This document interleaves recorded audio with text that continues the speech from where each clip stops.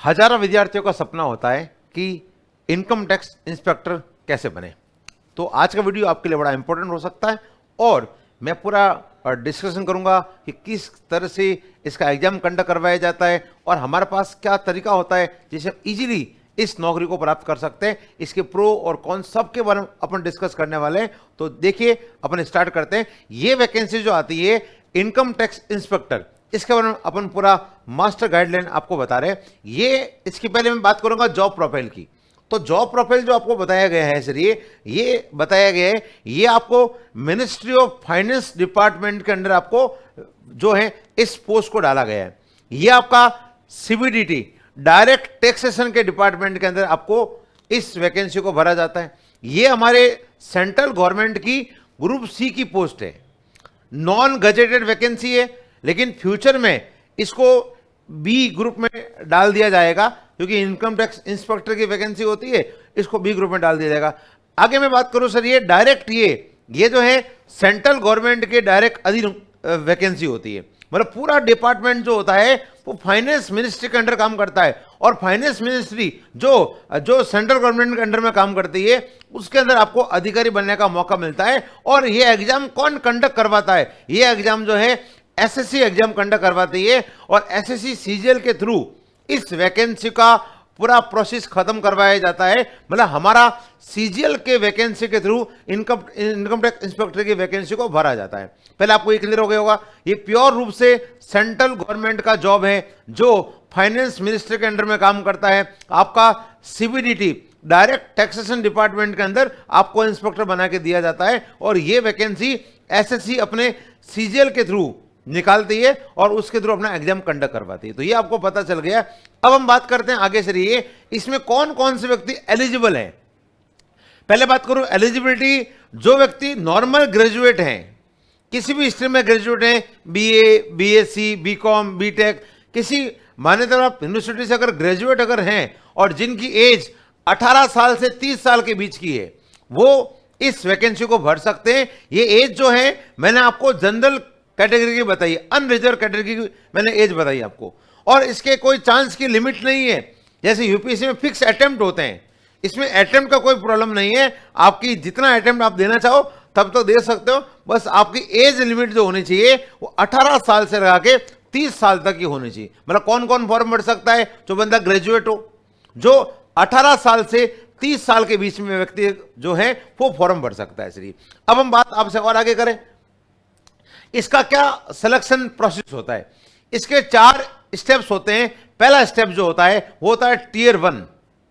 ये हमारा सिर्फ क्वालिफाइंग नेचर्स का होता है, सिर्फ आपको पास करना है। जितनी वैकेंसी होती है उसका 10 टाइम लोगों का टीयर 1 पास कराया जाता है और टीयर 1 पास होने के बाद आपका ये होता है टीयर 2। टीयर 2 के बेस पर ही आपका फाइनल मेरिट बनता है। आपका मेरिट जो बनेगा, सिलेक्शन का जो मेन बेस है वो आपका टीयर 2 रहेगा। टीयर 2 में क्या क्या आएगा अपन आगे डिस्कस कर लेंगे। आपको ध्यान रखना है सबसे इंपॉर्टेंट स्टेप जो है वो टीयर 2 है। उसके साथ टीयर 3 होता है जिसके अंदर टाइपिंग और कंप्यूटर रिलेटेड कुछ प्रश्न आपके एग्जाम में रखे जाते हैं और ये हमें सिर्फ पास करना है, सिर्फ हमें क्वालिफाइड करना है। और चौथा स्टेज जो होता है वो होता है डीवी और मेडिकल। डीवी और मेडिकल के थ्रू सर ये आपका चौथा स्टेप खत्म किया जाता है।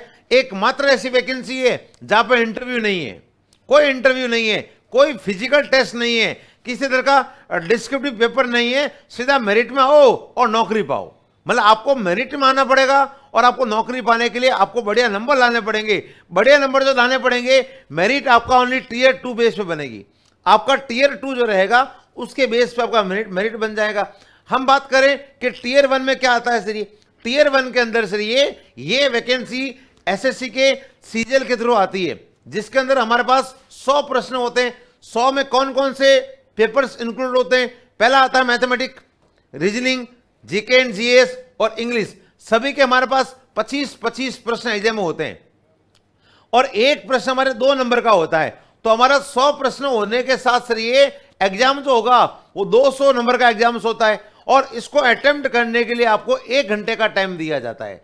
1 घंटे में मतलब आपको 60 मिनट के अंदर सर ये 100 प्रश्न अप्रोच करने, 25 मैथ्स के, 25 रीजनिंग के, 25 जीके के और 25 इंग्लिश के।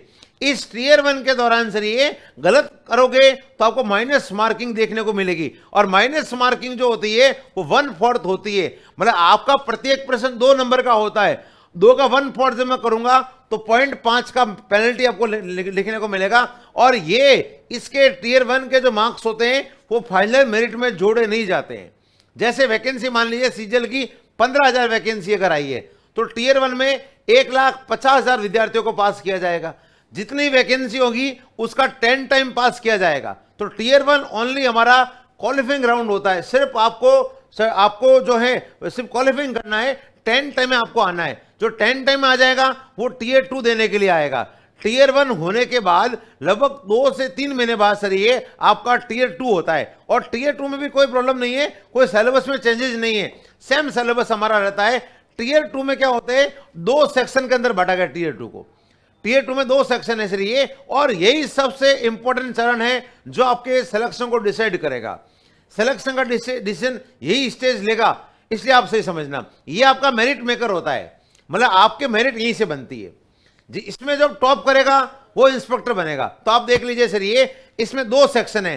पहला सेक्शन 1 घंटे का होता है जिसके अंदर मैथ्स के और रीजनिंग के 30-30 प्रश्न रखे जाते हैं। मतलब 1 घंटे के अंदर मुझे मैथ्स रीजनिंग के 60 प्रश्न अप्रोच करने हैं। 30 प्रश्न मैथ्स के आएंगे और 30 प्रश्न रीजनिंग के आएंगे।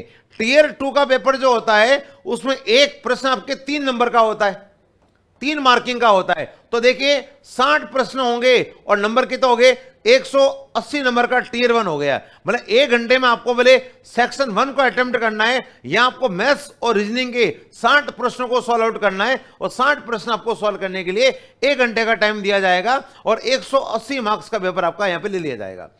जब 1 घंटे खत्म होते ही ये आपका सबमिट होते ही सर ये आपका सेकंड स्टेज स्टार्ट हो जाएगा, ठीक है ना। इसको मॉड्यूल 2 बोलते हैं नॉर्मली। मॉड्यूल 2 के अंदर क्या आएगा, इंग्लिश और जीके आएगा। इंग्लिश के 45 प्रश्न आएंगे, जीके के 25 प्रश्न आएंगे, तो टोटल हमारे प्रश्न हो जाएंगे 70। एक प्रश्न हमारे 3 नंबर का है, तो टीयर 2 जो है, टीयर 2 में सर ये जो सेकंड मॉड्यूल है वो 210 नंबर का होता है। ये सच्चाई है, इंग्लिश का वेटेज सबसे ज्यादा है, 135 नंबर की इंग्लिश आती है सर ये, और ये आपके मेरिट को डिसाइड करती है। इंग्लिश का वेटेज बहुत बड़ा है, 45 प्रश्न 135 नंबर के, जीके के 25 प्रश्न 75 नंबर के, मैथ्स के 30 प्रश्न 90 नंबर के, और रीजनिंग के 30 प्रश्न 90 नंबर के। टोटल आपका 390 नंबर का एग्जाम्स होता है, और 390 में जो टॉप करेगा वो आपका फाइनल सिलेक्ट होगा, और उसी को इनकम टैक्स इंस्पेक्टर मिलेगा जो टॉप करता हुआ चलेगा। विद्यार्थियों की पहली चॉइस होती है सर ये। तो आप देखिए एक प्रश्न आपके 3 नंबर का होता है, ये हमने आपको बता दिया। इसी के साथ आपको इसको हल्के में नहीं लेना है, इस बात का ध्यान देना सर ये। अगर आपने इस टेस्ट को क्वालिफाइंग नहीं किया और आपने टीयर 2 में जो आपका सेक्शन फर्स्ट और सेकंड था आपने टॉप कर दिया, हमने ये भी देखा है सर ये, एक विद्यार्थी जिसके 390 में से 371 मार्क्स थे, लेकिन तो भी उसका कंप्यूटर टेस्ट पास नहीं हो पाया। आपको 2025 का कंप्यूटर का पेपर जरूर देख लेना चाहिए, आपको पता चल जाएगा जिसने इसको हल्के में लिया है उसकी नौकरी गई, नौकरी चली जाएगी। ध्यान देना, आपके हाथ में आई हुई नौकरी जा सकती है अगर आपने कंप्यूटर के इंपॉर्टेंस को नहीं समझा। कंप्यूटर जो रहेगा 20 प्रश्न एग्जाम आएंगे, एक प्रश्न 3 नंबर का होगा और 15 मिनट का आपको टाइम दिया जाएगा। यह सिर्फ मुझे पास करना है। जनरल वाला कैंडिडेट अगर है 40% नंबर लेके आएगा, ओबीसी रिजर्व कैटेगरी के जो है कट ऑफ थोड़ी कम होती है, तो हमें लगभग 40% नंबर लाना पड़ेगा। मुझे 20 में से 8 प्रश्नों को सही करना पड़ेगा, और इसके अंदर माइनस मार्किंग है, इस बात का ध्यान रखना। जस्ट इसके बाद ही आपका दोनों सेक्शन मेंस के दिन ही होते, ध्यान देना। और ये 2 घंटे के जस्ट बाद 15-15 मिनट के लिए ओपन होगा। मतलब 2 घंटे पूरे हो गए, अब 15 मिनट ये खुलेगा कंप्यूटर टेस्ट, और 15 मिनट ये खुलेगा टाइपिंग टेस्ट। ध्यान रखना है कि आपके टीयर 2 वाले डे ही आपका टाइपिंग टेस्ट लिया जाएगा, जिसकी क्या क्वालिफिकेशन से देखिए 28 वर्ड पर मिनट और 2000 की डिप्रेशंस। आपका 15 मिनट का टेस्ट होगा। टाइपिंग कीबोर्ड और कंप्यूटर पर ही सीखे, मोबाइल पे नहीं सीखे।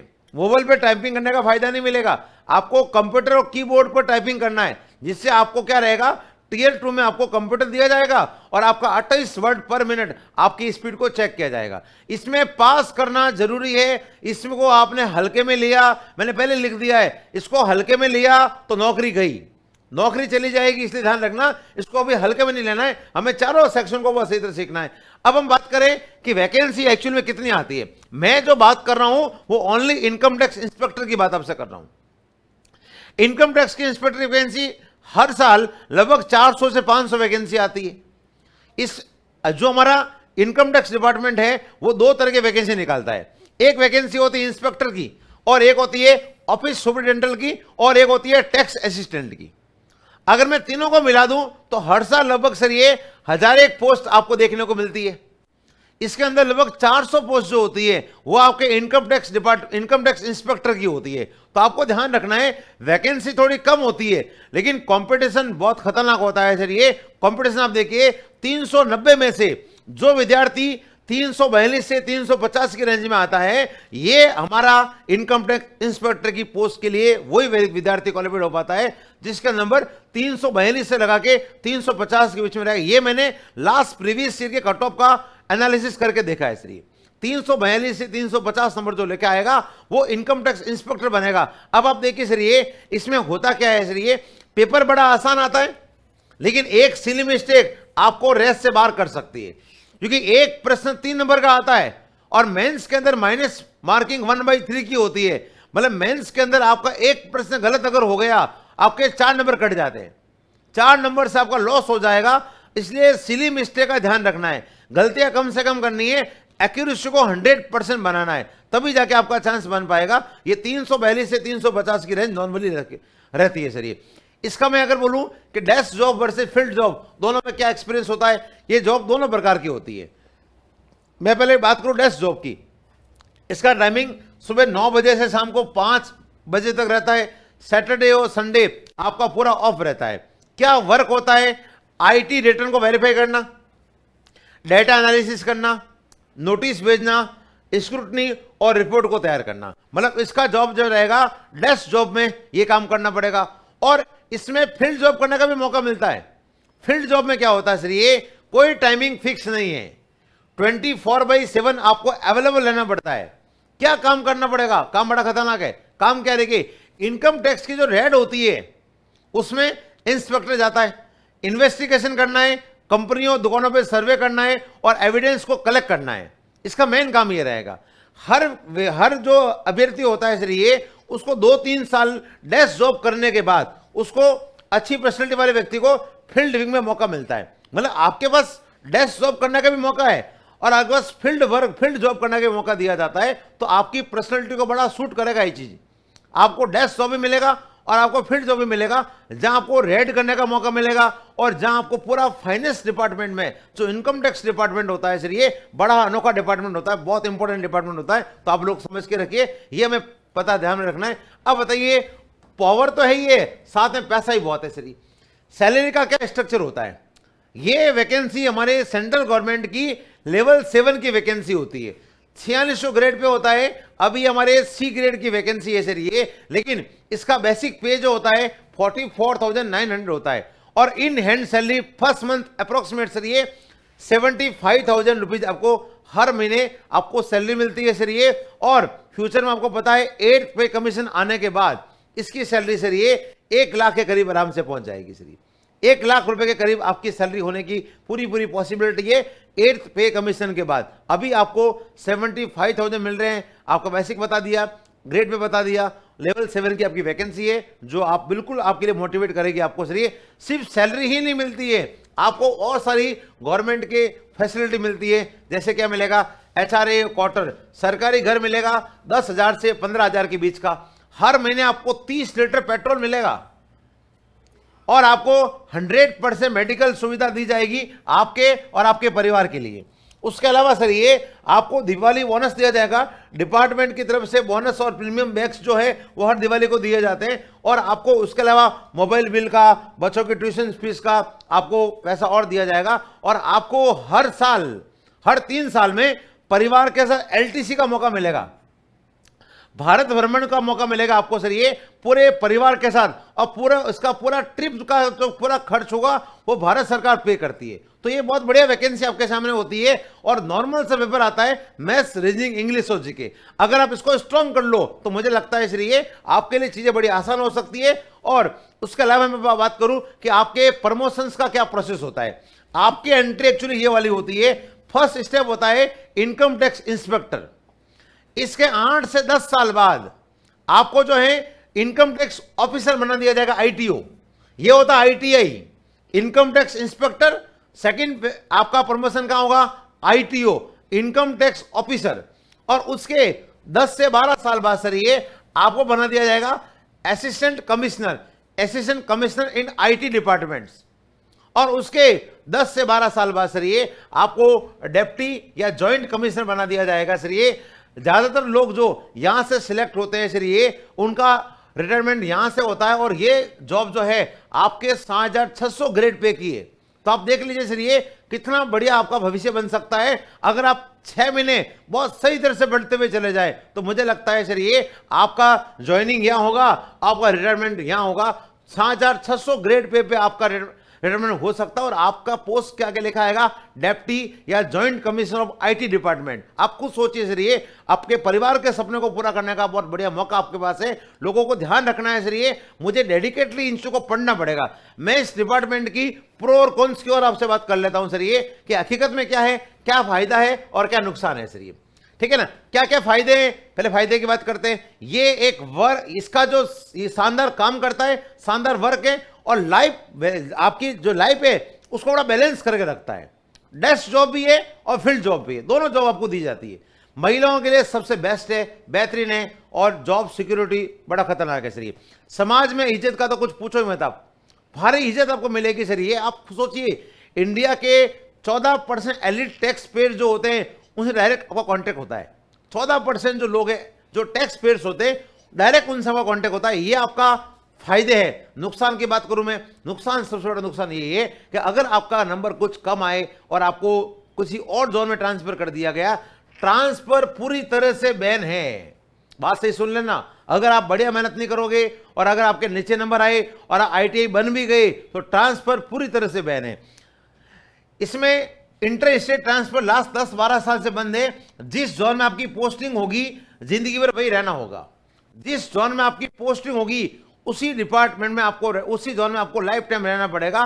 प्रमोशन जो है वो थोड़े स्लो है, अदर डिपार्टमेंट से प्रमोशन स्लो है इसलिए इस बात को बताया गया है। और रेड विंग मतलब फील्ड जॉब में काम वास्तव में थोड़ा भारी होता है। इसलिए आप देखते होंगे इसलिए जो रेड पड़ता है, रेड के बाद का प्रोसेस जो होता है वो वास्तव में बड़ा भयानक होता है। तो ये थोड़ा सा हमारे लिए दबाव वाला काम रह जाता है। तो ये मैंने आपको पूरा बताया है। ये वैकेंसी जो है इस बार भरने वाली है, इनकम टैक्स इंस्पेक्टर की शानदार वैकेंसी अभी देखने को मिलेगा। ये वैकेंसी सीजीएल 2026 के अंदर आएगा और सभी विद्यार्थी मोटिवेट होकर इसके लिए तैयारी करना शुरू करें। और किसी तरह का प्रॉब्लम्स अगर आपको लगता है आप हमें जरूर बताएं। हम हमारे धाकड़ कॉन्सेप्ट के एसएससी वाले चैनल पर रोजाना सर ये क्लास लेके आते हैं। Maths, reasoning, GK, current, GK, GS सब कुछ पढ़ाया जाता है। तो आप प्रैक्टिस के लिए जरूर उस चैनल से जुड़िए और लगातार प्रैक्टिस करते हुए जाओगे तो आपका सपना, आपके परिवार का सपना आप आराम से पूरा कर पाओगे। धन्यवाद दोस्तों।